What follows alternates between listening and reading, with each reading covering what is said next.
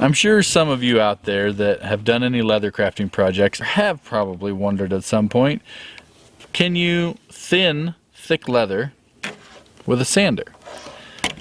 Well, we're going to find that out. Stay tuned.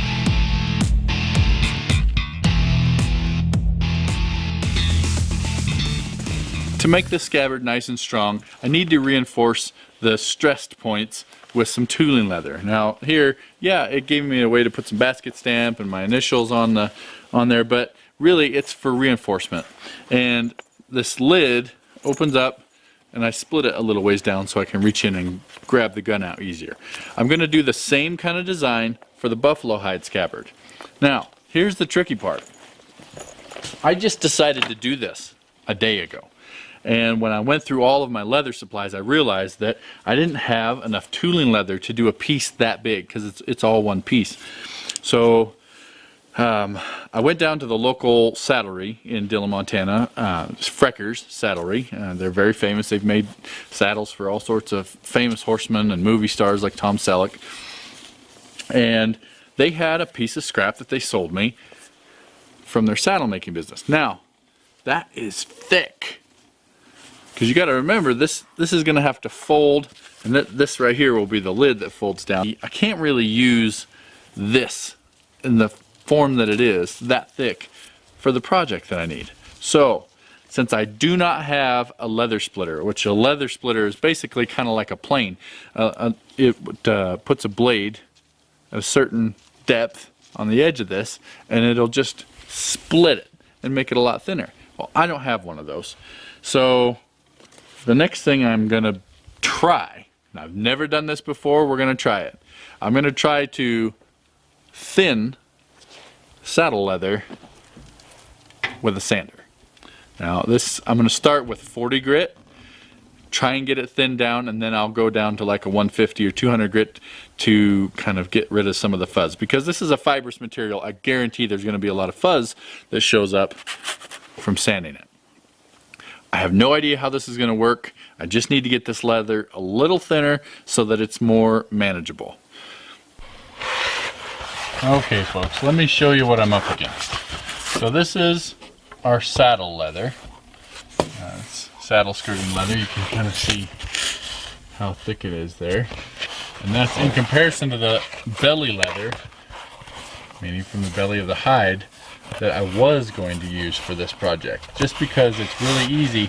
Belly leather is really thin and it's pretty easy to work with.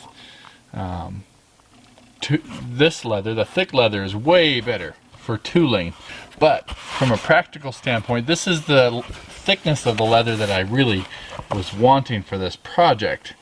So I know I'm not going to be able to get it this thin, but I'm going to try to at least thin this down some to make it a little bit more manageable, you know, and flexible. Let's see how this goes.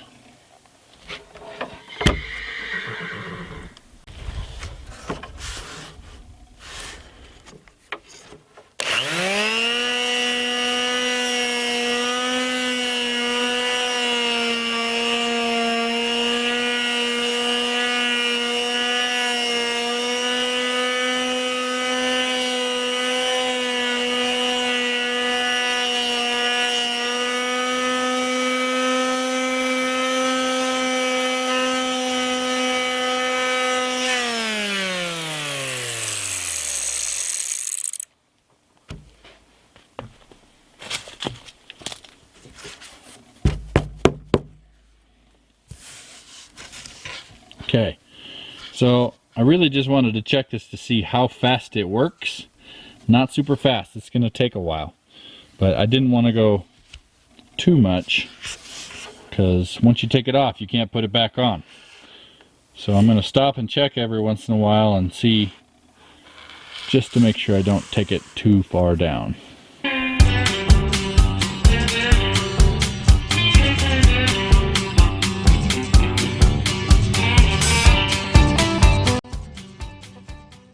You can't even tell what I've sanded. I've been sanding on this thing for 10 minutes straight and using a 40 grit sandpaper, which seems pretty coarse, but you can not really even tell that I did anything. It's a little softer now, I guess, maybe, but it didn't really thin the leather hardly at all. And I'm really disappointed because I was really counting on it. And a belt sander might work better, but I'm going to tell you that sanding leather is kind of a waste of time. It creates a lot of dust, and if you were to look at this, every edge, you couldn't tell me what part I'd sanded because it's not any thinner. Yeah, I mean, there was some material moving off, but not enough to actually thin the leather. So, sanding leather, at least with an orbital sander, to try to thin it, is a waste of time.